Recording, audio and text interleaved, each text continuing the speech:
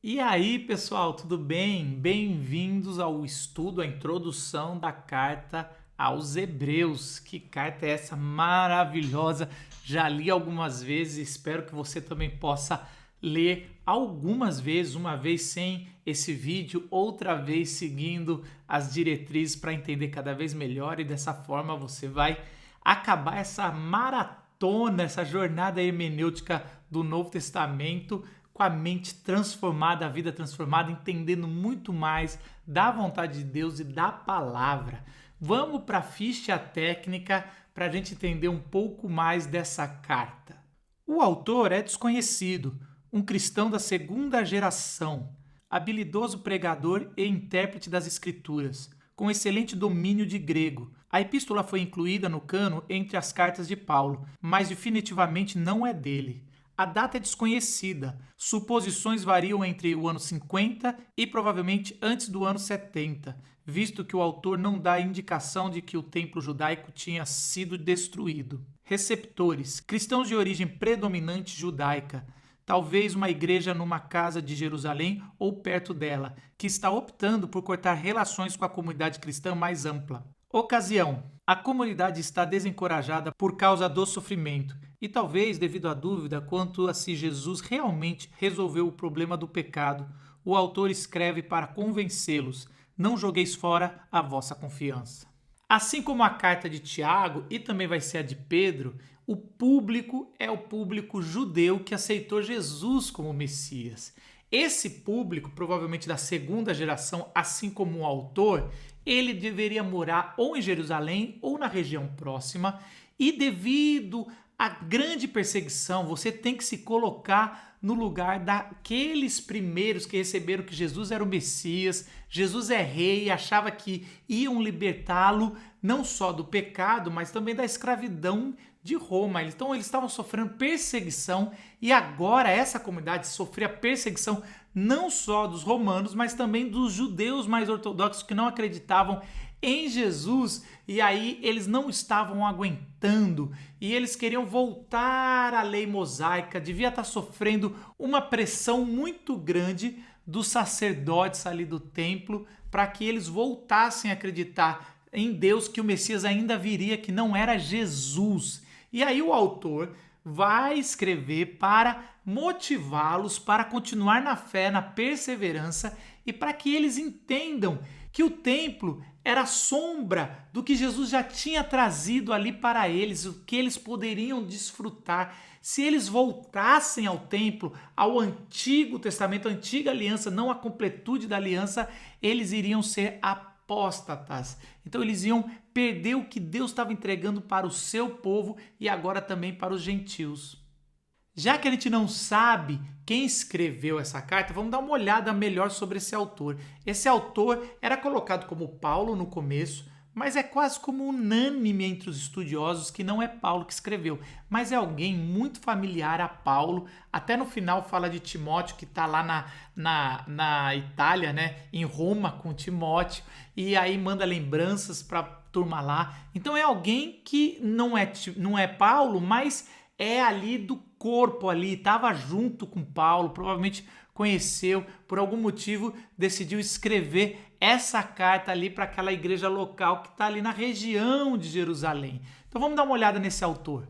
O que sabemos ao ler a carta desse autor? Que o autor é bem qualificado para cumprir a tarefa fica evidente em seu conhecimento abrangente do Antigo Testamento e da história de Jesus. Ele faz cerca de 70 alusões ao Antigo Testamento e 25 à história do Novo Testamento. Conhecendo ambos intimamente, está bem colocado para defender a superioridade da nova aliança sobre a antiga e assim mostrar que o vinho novo rompeu vasilhas velhas. Talvez dos textos do Novo Testamento, o autor de Hebreus é o cara que mais tem ali facilidade em trabalhar com o Antigo Testamento, com a história de Jesus, que parece que ele conheceu ali, ele faz várias alusões e fazer as conexões teológicas tão importantes para nós e para o povo judeu para entender o cumprimento messiânico de Jesus e principalmente sacerdotal. Essa desvinculação com o templo, com sacerdotes e com sacrifício que agora Jesus é suficiente, a gente tem por completo por causa dessa carta aos Hebreus. Então, quando a gente vê isso, a gente fica encantado. Eu estou impactado com a leitura dessa carta e espero que também você seja impactado ao perceber o tanto que está conectado o Antigo Testamento com Jesus e a nossa nova aliança, a nossa nova vida que a gente tem nele, mesmo nós, gentios. Agora vamos para aquela parte do que você precisa saber antes de ler profundamente a carta aos Hebreus. Primeiro, mantenha a mente em dois focos que ocupam o autor do início ao fim. A absoluta majestade de Jesus, o Filho de Deus, que se encontra no início e fim de todas as coisas e cujo sofrimento em sua encarnação o tornou um perfeito sumo sacerdote em favor deles. Também, tudo isso é dito no contexto do presente desânimo dos destinatários da carta, que passaram por um longo período de sofrimento e que começam a questionar se Jesus realmente é a resposta final de Deus. Isso precisa estar na sua mente desde o começo. Primeiro, que o público-alvo, aquela igreja que está recebendo, está desanimada, está passando por perseguição. Talvez nós, no contexto brasileiro, não entendemos direito o que é passar por perseguição. Ainda está longe de qualquer sofrimento que a gente tem. Essa igreja aqui está sofrendo dos dois lados, da sua etnia, do seu próprio povo judeu que estava perseguindo os que eram seguidores de Jesus, que acreditavam que Jesus era o cumprimento do Antigo Testamento, até de autoridades sacerdotais essa igreja estava sofrendo, mas também dos romanos, era um grande desânimo. Mas por outro lado, o autor, ele é tão encantado, ele é tão fascinado com a supremacia, com tudo que representa Jesus, que faz essa carta com essas conexões, mas também indignado, falando, não vão perder essa esperança, essa fé, não vão deixar passar pelos seus dedos algo maravilhoso que foi entregue a nós e vocês agora estão querendo largar tudo para voltar à velha vida religiosa, a sombra do que é agora. Rapaz, e aí ele vai desenvolver vários argumentos dizendo que seria um absurdo eles fazerem isso. Outra coisa que você precisa saber é tenha um senso de como o autor de Hebreus usa as escrituras e quais escrituras ele de fato usa. A sua única Bíblia e a deles era a Septuaginta, a tradução grega da Bíblia hebraica. As observações do autor, vez ou outra, foi feitas com base no fraseado da Bíblia grega. 2. O autor se vale regularmente de um modo particularmente rabínico de argumentação, do tipo do menor ao maior. 3. Ele lê todo o Antigo Testamento através da lente de Cristo, compreendendo bem que os Salmos Régios apontam para o filho mais sublime de Davi, o Messias. E 4. A sua forma de argumentação bíblica é citar seus textos e então mostrar como os outros textos e o evento de Cristo apontam sua interpretação desses textos. Isso é uma observação interessante, principalmente para quem quer ir mais a fundo, entender direito a mensagem, principalmente cada conexão, é que o autor usa a Septuaginta, uma Bíblia que foi traduzida para o grego, o Antigo Testamento, por volta de 2 a 3 séculos antes de Cristo. Então, todo o público do primeiro século, ou a grande maioria, tinha a Septuaginta como a Bíblia já traduzida. E a Septuaginta já tem os seus vícios de interpretação, assim como a Bíblia em português tem os seus também. Então, é interessante que, às vezes, a argumentação do autor é pego nas notas de rodapé, vamos assim dizer, da Septuaginta. Isso vai trazer várias coisas peculiares do primeiro século, uma argumentação, por exemplo, rabínica, como ele fala assim, se esse texto já foi assim, já teve essa importância, quanto mais esse novo texto do Novo Testamento, dizendo assim. Então ele faz essa forma de comparação muito comum dos rabinos do primeiro século, de dizer, se esse do menor, agora chegou o maior. Então essa é a comparação o tempo todo que ele vai fazer com o Antigo Testamento e Jesus como a nova aliança. E também é interessante ver como o autor não tem preocupação nenhuma em colocar o óculos de Jesus. Ele já entende que Jesus é o Messias, já foi revelado para ele, assim como todos os apóstolos. O apóstolo Paulo sempre fala, me foi revelado que Jesus é o Messias, não foi conclusão minha. Então, por ele saber que Jesus é o Messias, ele olha no Antigo Testamento, de forma clara vai falar, eu vou encontrar Jesus, e ele não força o texto, é um texto bíblico, inspirado, mas ele vai em toda a tradição judaica, principalmente o templo, o sacrifício, os sacerdócios e até mesmo os reis, todas as bases, os pilares da fé ali do judaísmo antigo, e ele vai trazer mostrando que Jesus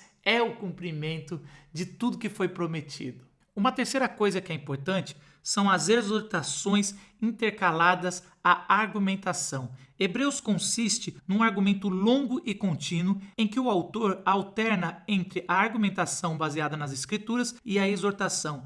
O que conduz à argumentação do início ao fim é a absoluta superioridade do Filho de Deus a tudo o que aconteceu antes. É disso que se trata toda a sua exposição das Escrituras. Para nós isso é meio óbvio, mas imagine para o primeiro século, aonde ninguém superaria Moisés nem Abraão, e agora o autor vem trazer que Jesus supere e muito tudo que já tinha no passado. Então, era uma religião que estava acostumada a só relembrar o que aconteceu das alianças, promessas e viverem. Agora eles precisam olhar para o presente e projetar o futuro, o que quer dizer deles terem testemunhado a chegada do Messias e a libertação espiritual das potestades e também da nova vida, da nova criação que estava chegando e que já tinha sido inaugurada. O autor introduz com uma declaração cristológica magnífica. O mesmo Deus, declara o autor, que falou aos pais por meio dos profetas, em muitas partes e de muitas maneiras, tem-nos falado nesses últimos dias em seu Filho, o agente mantenedor e herdeiro da criação. Quanto à sua pessoa, ele é o resplendor da glória de Deus, garantindo a comunhão da natureza com o Pai, e a expressão exata do seu ser, garantindo a singularidade de sua pessoa.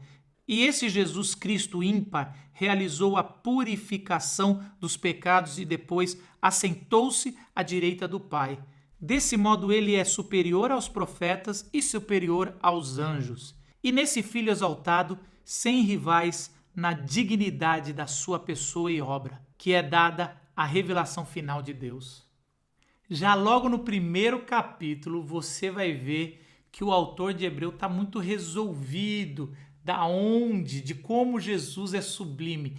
Essa oração, essa poesia cristológica vai mostrar claramente que o autor de Hebreu sabia que Jesus era Deus e que veio cumprir todas as promessas feitas na primeira aliança ali em Abraão e que cumpriu também o templo, o sacrifício, ele é o sumo sacerdote, ele é Moisés ali, é quem entrega tudo e quem cumpre. É muito interessante, porque ali, logo nessa poesia, assim como Paulo também fazia suas poesias, era algo comum em uma carta, você fazer a poesia ali do que realmente importava, da grandeza, essa adoração a Cristo, ao Deus ali, que os judeus já faziam, e agora os autores do Novo Testamento colocam Jesus também ali no mesmo patamar. Então isso é algo também importante para você, antes de ler, começar sempre a observar quando começa uma poesia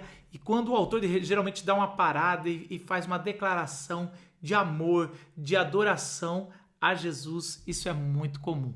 Agora a gente vai entrar na estrutura da carta de Hebreus. E aí eu peguei dois autores. Como a carta tem 13 capítulos, é bem grandona, eu peguei Gordon Fee, que é um dos autores e que é comentarista de Hebreus, que eu mais gosto do Novo Testamento, e peguei também uma estrutura de John Stott. Nenhuma é melhor que a outra, uma é mais o ponto de vista do Gordon Fee, versículo por versículo, o assunto e ali como é a estrutura construída em cada versículo. John Stott vai pegar sobre os assuntos do Antigo Testamento e como o autor de Hebreus vai construindo cada departamento ali do Antigo Testamento e vai trazendo a solução em Cristo. Então é muito interessante, eu vou pôr os dois e aí você vai entender melhor a carta, vai ver que os dois estão falando da mesma estrutura de pontos de vista diferentes. Vamos começar com Gordon Fee. Visão geral da carta. Gordon Fee fala que tem 3 partes. A primeira é a superioridade do Filho.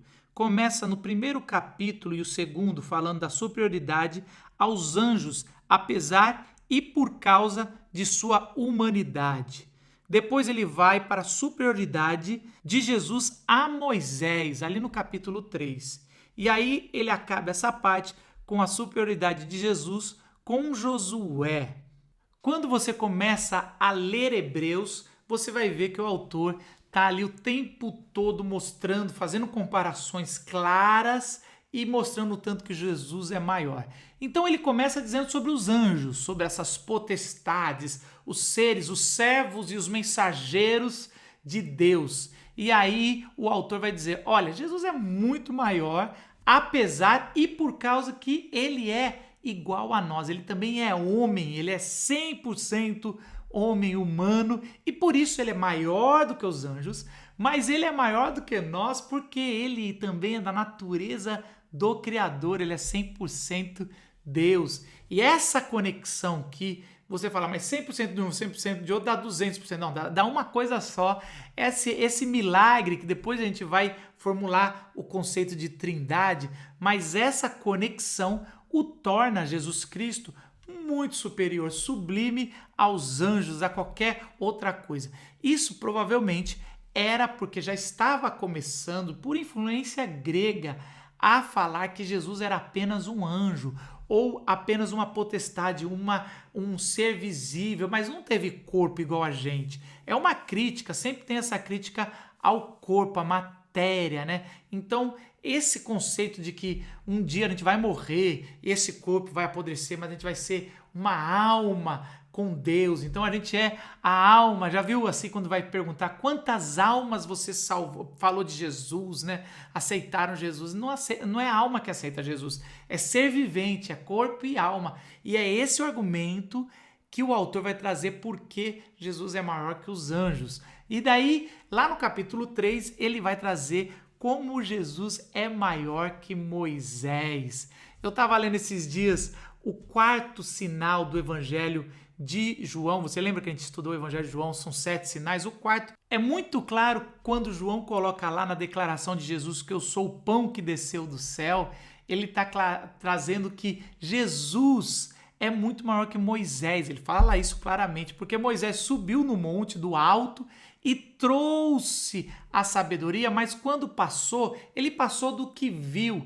E aí o autor João vai falar de Jesus que ele estava lá no alto do Monte Sinai e que desceu, ele mesmo é o pão, não é igual Moisés que trouxe a sombra do que seria. Essa comparação que o autor de Hebreus faz, João também vai fazer no seu evangelho, porque na verdade aquilo era muito claro. Então então quando o autor faz essa comparação, ali no primeiro século Moisés era o grande homem que trouxe tudo. E aí o autor vai dizer, não, ele nem era nem sombra do que Jesus ia representar de fato. E por último, ele faz essa comparação com Josué ou com a terra prometida. E essa é uma analogia muito clara ao Êxodo e a Josué que vai substituir Moisés para entrar na terra prometida, como Jesus é o verdadeiro Josué. Aliás, o nome Jesus quer dizer Josué, e é essa comparação que é clara aqui que eles estão fazendo, que Jesus vai nos levar à terra prometida. E aqui, principalmente já no final de Hebreus, vai dizer que essa terra prometida é o novo céu e a nova terra. Então a gente entra na segunda parte, o Filho como o perfeito sumo sacerdote. Ele começa dizendo no capítulo 4, uma exortação de transição.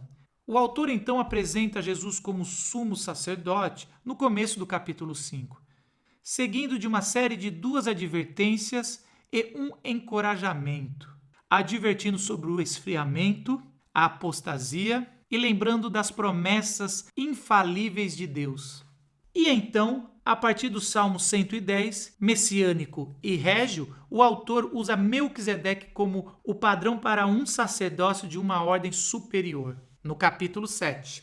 Aqui nessa parte, eu considero uma das partes mais reveladoras do Novo Testamento. Já tivemos resquícios em outros documentos do Novo Testamento, mas aqui ele vai mostrar claramente que o sumo sacerdote é Jesus Cristo e é um sumo sacerdote definitivo por tudo que ele fez e quem ele é, mas mostra que a linhagem dele nunca passou por Arão. Lembra quando Moisés e Arão são as duas referências no êxodo do povo do Egito? O autor aqui, mas não só ele, como eu já disse, também os autores dos evangelhos, vão puxar para Melquisedeque. Jesus é da descendência de Davi, mas também da ordem de Melquisedeque. Olha só, era tão importante que o Messias cumprisse esses dois papéis.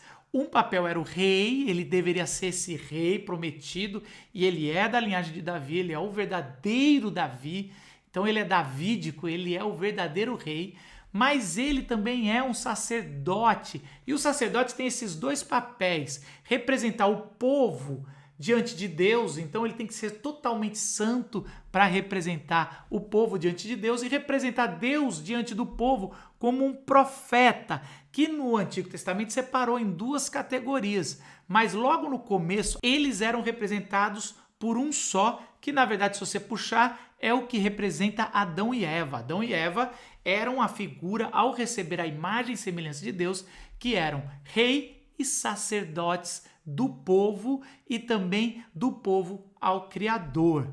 Quando o autor pega no capítulo 7 e puxa Melquisedeque, rei de Salém ou de Jerusalém, ele está trazendo que Jesus é de uma outra ordem, não é dos levitas. Ele agora é de Melquisedeque, está assumindo o seu lugar de fato na história da fé, que é o verdadeiro sumo sacerdote, que só teve um lá no passado, que abençoou Abraão, se você for dar uma olhada lá na história você vai ver, e que agora o descendente dele também é Jesus Cristo, o sumo sacerdote. E aí conclui com a parte 3, a perseverança fiel.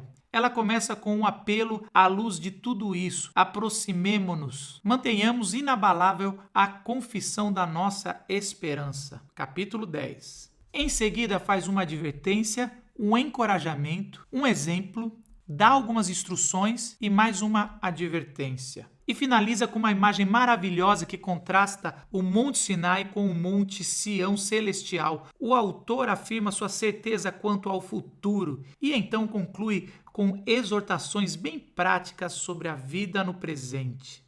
Essa terceira parte é uma parte prática do autor, e isso todo mundo percebe. Me lembra muito com a estrutura de Romanos, que os 11 primeiros capítulos é para trazer essa argumentação, trazendo a conclusão ou trazendo a lógica do porquê da carta. Então aqui em Hebreus vocês não podem desistir dessa caminhada, porque Jesus é o projeto final. Lá em Romanos vocês não podem brigar e achar que judeu é melhor que gentil é melhor que judeu, porque vocês são um povo só e Deus continua justo na mesma promessa. Então, lá em Romanos, depois quando você entra no capítulo 12, 13, 14, 15, 16, você vai ver dicas práticas. Paulo tinha muito disso e o autor de Hebreus também. Ele aqui, a partir do capítulo 10, ele vai fazer dicas práticas, vai mostrar que a antiga aliança não nos tornou ou não tornou o povo judeu mais santo ou apto a receber o novo céu e nova terra, a receber essa dádiva, mas Jesus nos torna aptos e justos. Ele levou a condenação através do seu sacrifício e o sangue dele nos purificou de todo o pecado. Então, essa é uma conclusão prática. Ele vai agora aterrissar que Jesus é suficiente e que nessa nova aliança a gente pode fazer várias coisas. E aí ele vai dar dicas práticas de como viver. Eles lá, primeiro para eles, lá naquela região, naquela igreja perto da região de Jerusalém, e também para nós. Por isso que é incrível, quando você entende o papel de Jesus, você vive muito melhor a fé cristã. E não é isso que esse curso, essa maratona do Novo Testamento quer fazer com a sua vida? Quando você entende o Novo Testamento, você consegue não só teologicamente ajustar quem é Jesus e o que ele fez por mim e por você, mas também viver de vida prática. É assim as estruturas da carta, é assim em Hebreus. Agora eu queria entrar na estrutura que John Stott, também na minha opinião, um dos maiores biblistas do nosso século, do século passado e esse, e que também faz uma estrutura um pouco diferente e vai trazer uma outra ótica que pode também nos ajudar. Vamos lá! A visão geral da carta por John Stott é dividida em 4 partes. Ele começa dizendo a superioridade do sacerdócio de Cristo. O autor afirma que Jesus é superior a Moisés e também a Arão. Aliás, seu sacrifício não é arônico, mas segundo a ordem de Melquisedeque, Salmo 110, 4. Os antigos sacerdotes levitas precisavam ser continuamente substituídos, porque a morte impedia que continuassem em ofício. Mas Jesus mantém seu sacerdócio de maneira pertinente porque vive para sempre. Para John Stott, o começo de Hebreus é só para tratar que Jesus é o único sacerdote. A gente tem essa figura Melquisedeque lá em Abraão, que abençoa Abraão, lembrando da promessa de Gênesis 12, que Deus fala para Abraão: eu vou abençoar todos que te abençoarem e vou amaldiçoar todos que te amaldiçoarem. Olha que interessante. E aí, depois de um tempo, depois de uma guerra, vem esse Melquisedeque. Ninguém sabe o que ele é. Alguns especulam que ele é o próprio Jesus, a figura ali de Jesus aparecendo para abençoar. Ou então ele é apenas alguém que recebeu a revelação e virou o sacerdócio único ali. Antes de receberem a lei de tudo, Deus colocou esse homem como a referência ou o começo da linhagem que ia dar em Jesus. Dependente de qual é a visão, quais são as duas visões que você entende, é legal que o argumento que o autor está dizendo é que Jesus não morre como os levitas. Os levitas têm 2 problemas com a linhagem de Levi. Primeiro, que eles têm que fazer o sacrifício pelos próprios pecados, senão eles eram fulminados como os filhos de Arão foram. 2 foram ali fulminados ao entrar de forma que não estavam purificados. Então, todos os levitas tinham que fazer um sacrifício para eles mesmos, até o sumo sacerdote, antes de fazer pelo povo. E, em segundo lugar, eles morriam e tinham que ser substituídos e tinham que outros assumirem. Jesus é eterno, por isso o sacrifício de Jesus e o sacrifício na cruz e ele ter sido ressuscitado pelo Pai é eterno. Essa é a argumentação aqui de todo o começo de Hebreus, dizendo só existe um sacerdote da ordem de Melquisedeque. E ele vai puxar muito, e você vai reparar que aqui, em vários outros lugares, o Salmo 110 é o salmo mais citado no Novo Testamento. Então fica aí uma dica para você ir lá no Salmo 110, meditar, dar uma aprofundada. Eu ainda vou pensar em algum material extra, depois que eu acabar todas as aulas, se acabar também, de eu colocar aqui alguma coisa sobre o Salmo 110, de tão messiânico, é tão baseado, várias referências no Salmo 110, que é muito importante a gente entender o Salmo 110 para entender o Novo Testamento. Em segundo lugar, John Stott vai falar que o autor de Hebreu mostra a superioridade do sacrifício de Cristo.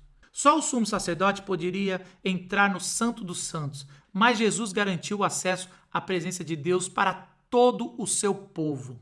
O sumo sacerdote só podia entrar uma vez por ano, no dia da expiação, mas Jesus nos garantiu acesso contínuo, diário. O sumo sacerdote podia entrar com o sangue de sacrifícios animais, mas Jesus entrou com o próprio sangue. Os sacrifícios do Antigo Testamento só garantiam purgação de impurezas cerimoniais, mas Jesus garantiu o perdão de nossos pecados. As pessoas só conseguiam manter-se puras por meio de sacrifícios regulares, mas Jesus morreu de uma vez por todas.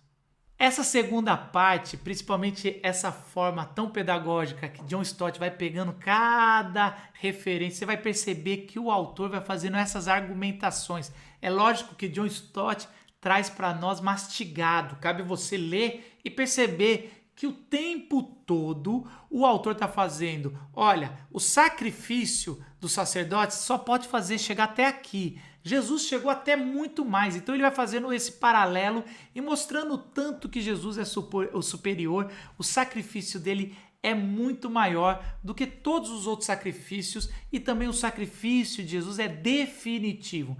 Então, Hebreus começa dizendo sobre ele é o sumo sacerdócio, o único e o definitivo, e o sacrifício que ele fez é único e definitivo, só Jesus. Em terceiro lugar, a singularidade de Jesus na aliança. Essa nova aliança é superior porque é baseada em promessas superiores. Elas foram preditas por Deus por intermédio de Jeremias e nosso autor as cita 2 vezes. Deus promete: 1. Escrever suas leis em nosso coração. 2. Revelar-se pessoalmente a cada um de nós.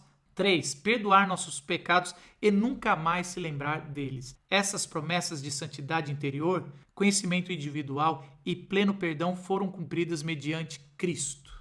Na terceira parte da carta, a gente vai perceber que não só Jesus é o sumo e definitivo sumo sacerdote, que o seu sacrifício é definitivo e único, mas também que nessa fase da nova aliança ele é o cumprimento dos profetas, principalmente Jeremias, aonde a lei do Senhor, a vontade de Deus vai ser gravada no nosso coração. O nosso coração vai ser transformado de coração de pedra a um coração de carne que palpita pelo nosso Deus, esse anseio, como a corça anseia por água, nosso coração anseia pela vontade de Deus, e tudo isso será feito de forma pessoal através do Cristo e do Espírito Santo. Então isso vai ser revelado para mim e para você, e o perdão é definitivo e único. E então, quando você percebe toda essa singularidade de Jesus como sumo sacerdote, sacrifício e na aliança, não tinha como aquela igreja, mesmo sendo de segunda geração, voltar, cair na pressão que os levitas, que os judeus mais ortodoxos que não tinham acreditado em Jesus, que estavam em rebeldia, voltar essa pressão e ir ao templo adorar e ceder à pressão para não ter mais perseguição. Jesus era único e ainda é para mim e para você, e por isso o autor está dizendo: olha, não cometa esse erro. E aí a quarta parte que John Stott vai trazer da carta é a aplicação, não só para a igreja ali, mas para nós. Nos capítulos 11, 12 e 13, o autor vai trazer uma exortação sobre fé, esperança e amor.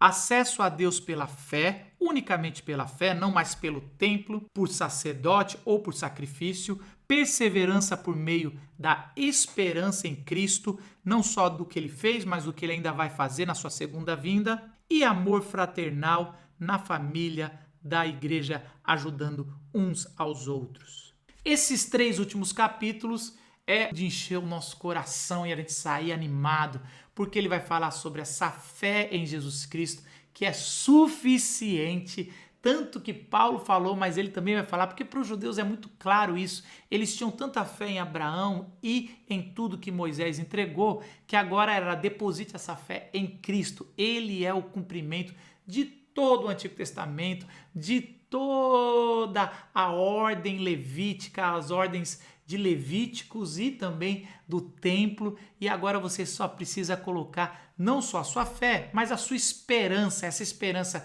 de que ele já cumpriu, que o novo céu e nova terra já começou, o reino dele já se estabeleceu, mas vai se cumprir na segunda volta desse Messias. Vamos lembrar que no primeiro século eles achavam, a maioria, né, sempre tem várias opiniões, mas a maioria dos judeus achavam que Jesus ia fazer tudo de uma vez só. Quando você lê o Antigo Testamento, dá a impressão disso. Então eles esperavam que Jesus ia trazer o Messias, né? Em Jesus ia trazer não só a libertação dos pecados, mas também tirar a dor, tirar o choro, tirar todas as consequências do pecado. Jesus realmente trouxe o perdão pleno, e é isso que o autor vai dizer, mas vai dizer também que na segunda vinda Jesus vai trazer a ira e a vingança de Deus, porque pertence a ele. O que isso quer dizer? Que quando Jesus voltar, aí sim vai ser tirado toda a dor, todo o choro, e é isso que a gente vai ver também no livro de Apocalipse. Então, o autor nos chama a perseverança. Essa perseverança, essa esperança que se constrói, não é passiva, mas é ativa. E por último, esse amor fraternal entre família, nesse novo lar. Isso nos traz algo muito importante. Na pressão do dia a dia, nas tentações, nós não precisamos viver isso sozinho. Nós temos uma família, o corpo de Cristo, e são eles que vão nos ajudar a continuar de fé em fé, a continuar persistindo e não a fazer ou não ser tentado a voltar à velha religião, aos velhos costumes e a ceder às tentações desse mundo. Que Deus nos abençoe e que a gente possa entender essa mensagem de Hebreus tão rica e mostrar que Jesus é o único sumo sacerdote. Ele é a supremacia, ele é o ápice da criação e que todos nós podemos ter uma nova criação, uma nova vida, um novo céu e nova terra em Cristo. Deus te abençoe e nos vemos na próxima aula. Tchau!